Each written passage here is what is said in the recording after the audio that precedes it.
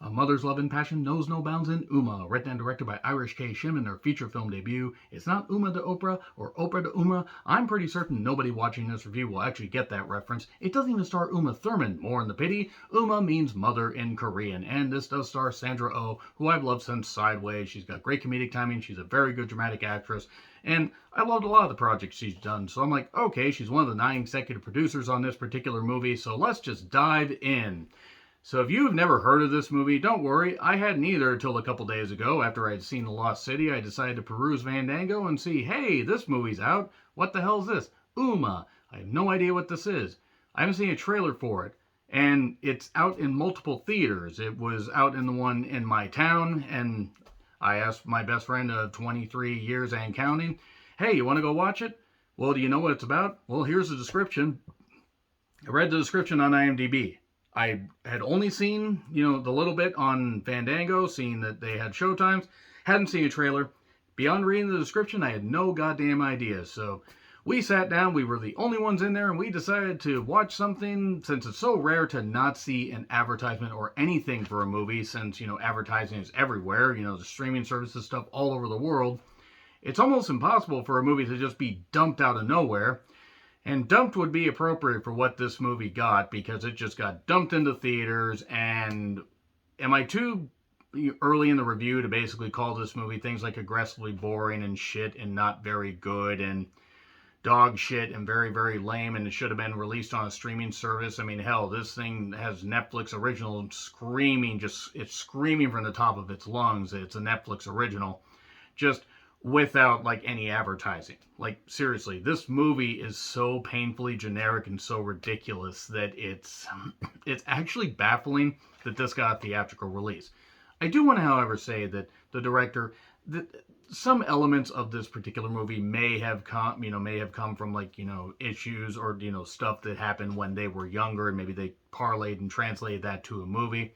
So, okay, that's not the worst thing in the world, but the presentation is so generic and boring and by the numbers. The get the music low and boom, and get the music low and boom. And since it's a PG-13 ghost story with psychological family drama stuff, it can't really allow for blood. You can't really allow for very good scares. Very few PG-13 horror movies can actually do it well. There are some out there, but the list of ones that aren't very good and ones that are very good are way, way, far away. So I haven't even described the plot. The plot, such as it is, involves Sandra Oh's character Amanda living on a quiet American farm, because there's only one type of farm in America, just anywhere. Anywhere in America. It's actually somewhere in California. It was at some ranch in Action, California, I believe. Action, California. That is a great goddamn name. It also doesn't look like anybody populates this particular city or town or suburb or little hole-in-the-wall thing, because the cast is a few people. That's it. That's all it is. But a quiet farm with no electricity, because back when Amanda was a child, she had a very, very severe issue with electricity. Something that happened in her past. We don't quite see. I mean, we see a little bit later, but at first we don't see. She has no electricity. Like, okay, no, none of this can happen. We need to cut off the electricity. Stop. Don't do this anymore. So her and her daughter, River, played by Fievel Stewart, and I kept wanting to make Fievel Goes West jokes, but technically they were about as west as they could be without going to Hawaii. So, and they live, a quiet life. They raise bees, not the bees, oh, they're in my eyes. They raise chickens. They sell a lot of honey, apparently, at least according to Dermot Mulroney's character, Danny. Oh, hi, Danny. Yeah, Dermot Mulroney. He's still alive and still in Hollywood. I hadn't really seen much of him. The big thing I remember him from is My Best Friend's Wedding. I mean, I know he was in other stuff, but whew, boy. Yeah, he was in that. And he's also in this, and he's like a bit part here. There's not a lot of like focus beyond the two main characters, Amanda and Chris. There is also another girl, River, played by Odeya Rush, who, yeah, I mean, pretty much everybody's sleepwalking through this goddamn thing, because the script is about that much, and they have to stretch this motherfucker out to 82 minutes. And it really feels like such a basic concept. Like, they could have put this on they could have put this as part of an anthology I know it feels like I say that about some horror movies, but they really could have. They could have put this in an anthology, made it 40 minutes, and it wouldn't have been much better, but it certainly wouldn't have been any worse than it was. So basically, Amanda had a tough life and had issues with her mother growing up. And then one day her uncle arrives with the remains of her mother, and because there's all these issues, she's worried she's going to turn into her mother. That her mother's spirit has haunted her, and that all this stuff's going on. You're thinking, we're going to get a cool Babadook-like thing. No. No, we don't. We get the most painfully generic, ridiculous stuff possible where every scare has no passion, no energy, no nothing behind it. The special effects aren't very good, but then again, it is a small movie, so you can forgive that. But if you don't have a big budget, maybe don't do special effects. Maybe just don't do that. Any of the scares aren't very good. I mean, the mother-daughter dynamic is fine, but it also feels really forced. Like, yeah, it's the only two characters they're really focused on, but there isn't a whole lot to it. Chris does want to go to college. Amanda doesn't want her to because she's worried about her. And she's also a bit of a controlling mother. She doesn't want to turn into a mother, but has also turned into her mother. And yeah, then some weird shit happens after her mother's remains arrive.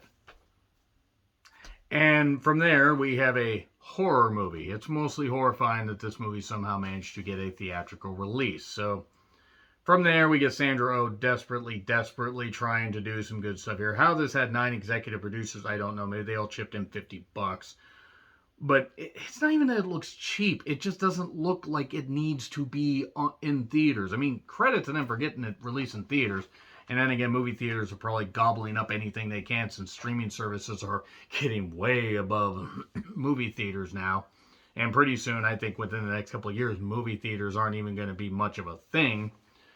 So credit to them for getting a movie or a theatrical release. This movie had no right to be in theaters. Me and my best friend are just sitting there, we're watching it, and we're the only ones there. And eventually, I was just like, should we crack jokes? Yeah, let's just crack jokes. It's not like we were mocking the efforts of the people. It just wasn't a very good movie. It was really boring. Any of the planned twists didn't really turn out to be much of anything. They turned out to just string this goddamn thing along on a straight line to the point where, oh, it arrived at the obvious conclusion.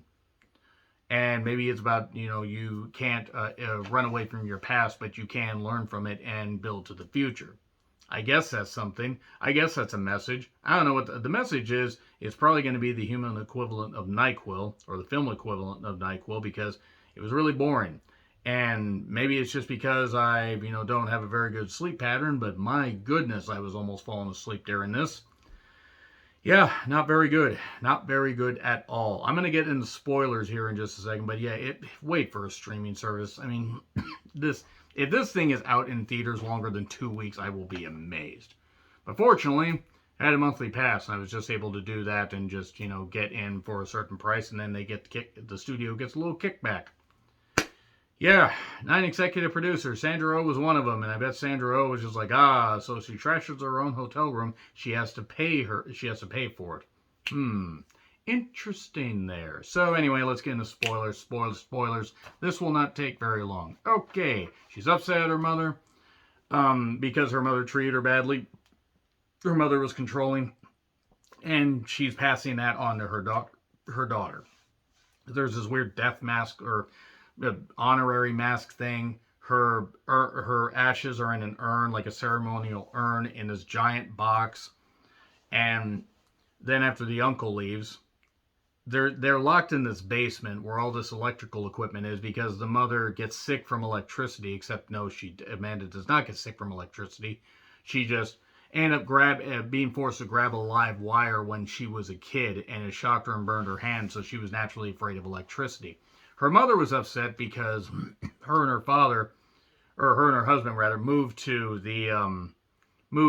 from Korea to the States to basically have a better life and everything. And the mother didn't know anything about the language or whatever. Either couldn't learn, didn't want to learn, whatever. And the father eventually ended up, I think he ended up passing away. I mean, I don't know if anything, bad happened to him. I didn't really care or want to, figure it out.